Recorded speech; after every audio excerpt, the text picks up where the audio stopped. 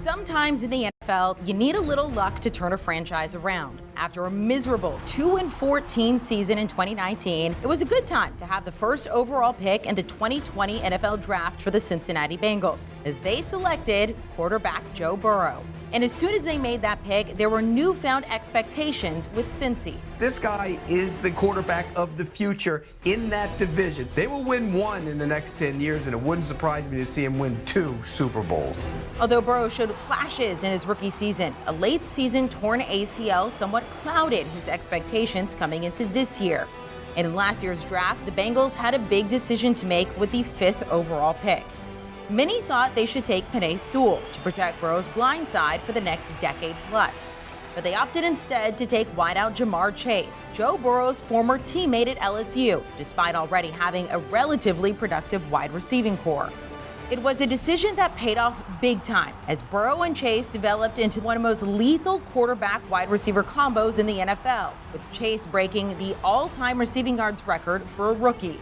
In free agency, they've hit as well. Their 2 biggest signings in the past 2 years came on the defensive line, with DJ Reader and Trey Hendrickson both being difference makers. But this team will go as far as Joey franchise will take them going forward. We're here to make noise. Teams are going to have to pay attention to us. We're a really good team with really good players and coaches, and we're coming for it all.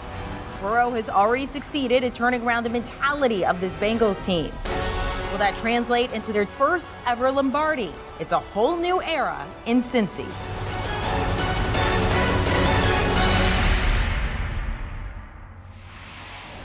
Let's bring in John Breech, son of former Bengals kicker Jim Breech. Fell just one step shy of winning it all in 1981. Cincinnati also lost in that 1989 one as well.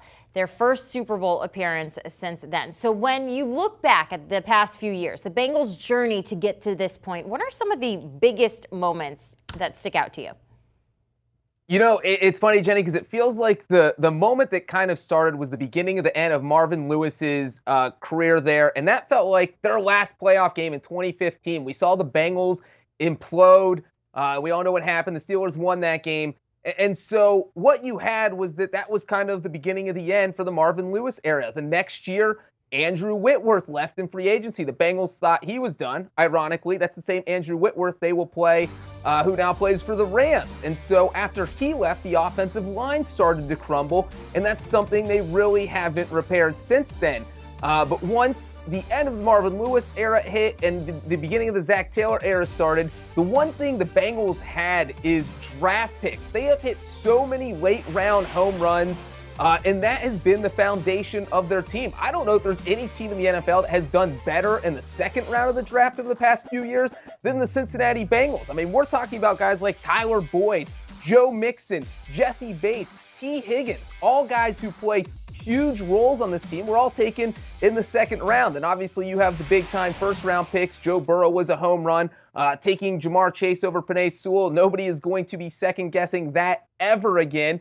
And the one thing they've really done well over the past 2 years is hit home runs with their free agent signings. That's something they struggled on toward the end of Marvin Lewis's career.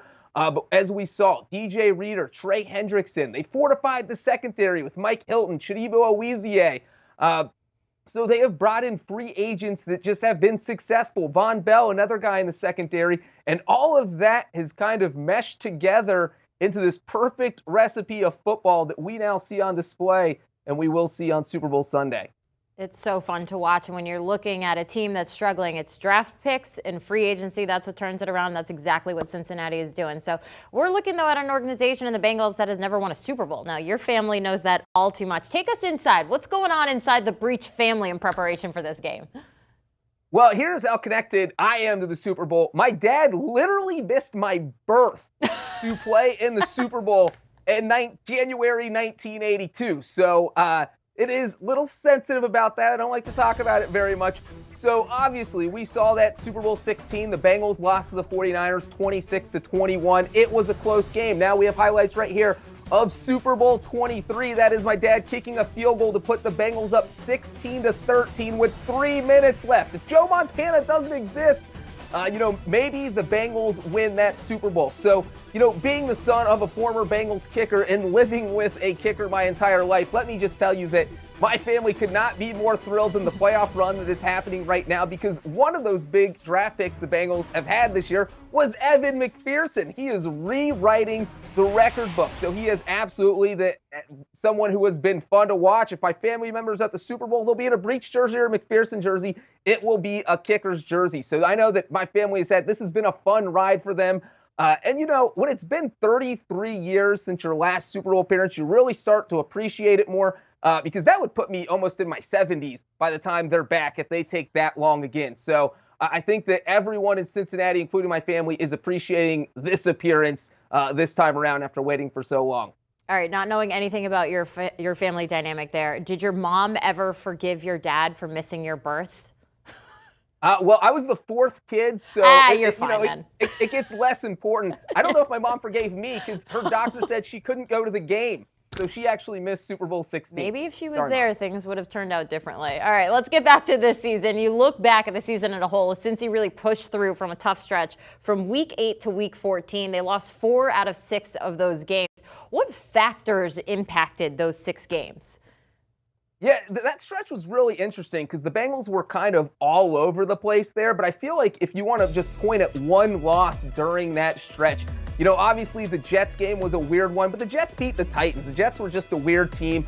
You never want to get slaughtered by a division rival like they did in Cleveland. But then they won that 2 straight against 2 playoff contenders, and it really felt like, hey, the Bengals can compete. But every time they took a step forward, they take 2 steps back, and they came out and, lost those 2 straight games. But that overtime loss to the 49ers, I actually think kind of turned the season around.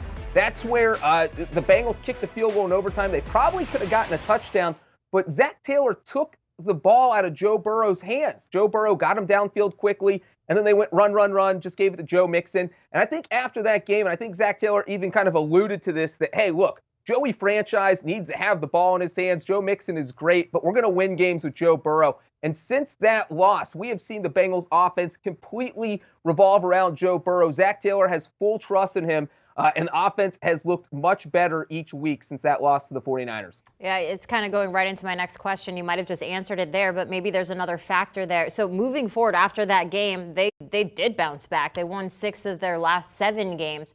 So other than the offense and giving the ball to Burrow more, what are some of the other changes you saw with this squad?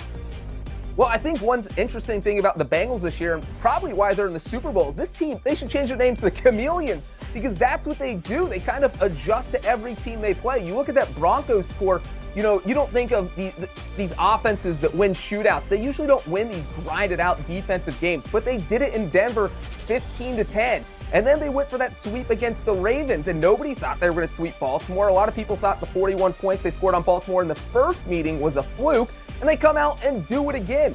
And then I think, obviously, the one huge game was clinching the AFC North, that 34-31 game against the Chiefs. And I think that is the game where this team said, if that's the best team in the AFC, why can't we win the AFC? Because we just took them down.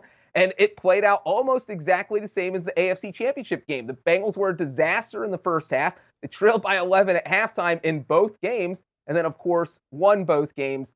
So, yeah, I think that win over the Chiefs in the regular season was kind of what catapulted their confidence to the level that they thought they could get to the Super Bowl. Yeah, and here we are, Joe Burrow's 2nd season. He becomes the first Super Bowl quarterback to lead the NFL in times sacked. Now, that's something we got to keep an eye on going into this game. How will Cincy defend the Rams' pass rush? What are your thoughts? Yeah, this is interesting because I actually think taking all these sacks has helped him during this playoff run, which sounds absolutely crazy. Because as you said, Burrow is the only quarterback in the NFL who got sacked more than 50 times this year.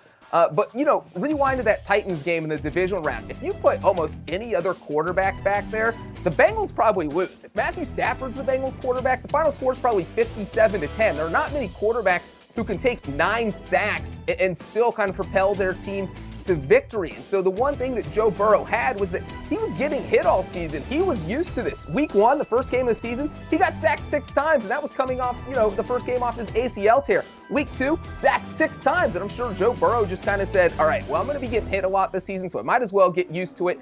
And then fast forward to the playoffs, he was used to it. And so I do think the Bengals have done a good job of adjusting. He only got sacked once against the Chiefs. So Von Miller, Aaron Donald, that's a vaunted very tough to face defensive line for a Bengals offensive line that's been struggling. But you know what? This is a team that's gone against Myles Garrett, TJ Watt, both those guys in their own division, some of the best pass rushers in the NFL. So I do think they will be prepared to face Aaron Donald and Von Miller. Some other matchups we're looking at, this one specifically, is Jamar Chase and Jalen Ramsey. How do you think this matchup plays out? That's another one that we got to definitely keep an eye on. Yeah, I actually am wondering what the Rams are going to do with Jalen Ramsey. Are they going to put him man-to-man on Jamar Chase? Because if that happens, I think the Bengals would love that. I think that's what the Bengals want. I mean, Jamar Chase has been owning people who have tried to play him man-to-man. The Titans only did it for a few plays in the divisional round. They got burnt on the few plays they did it. And look, Jalen Ramsey's one of the best cover corners in the game, but Joe Burrow and Jamar Chase are just on another level. They have this connection. Obviously, it goes all the way back to college. I'll actually be kind of surprised if they leave Jalen Ramsey out on an island by himself with Jamar Chase for all game. But if they do, I think Jamar Chase will put up some huge numbers, and that will be good for the Bengals because when Jamar Chase plays well, they usually win. Man, it's going to be an exciting one. The Bengals haven't been on this stage for more than 3 decades. It's going to be a good one. John, thank you so much for joining us. That was a lot of fun. And if you need more football in your life, you got to look no further than the Pick 6 podcast. Our guys getting you up to speed in about 30 minutes each day. All the Super Bowl prep that you want and need, you got to listen up today. Do you want a sports network that delivers everything that matters about the game? The highlights, the picks, the instant analysis, no yelling, no fake debates, no politics. Hit the subscribe button and never miss a moment.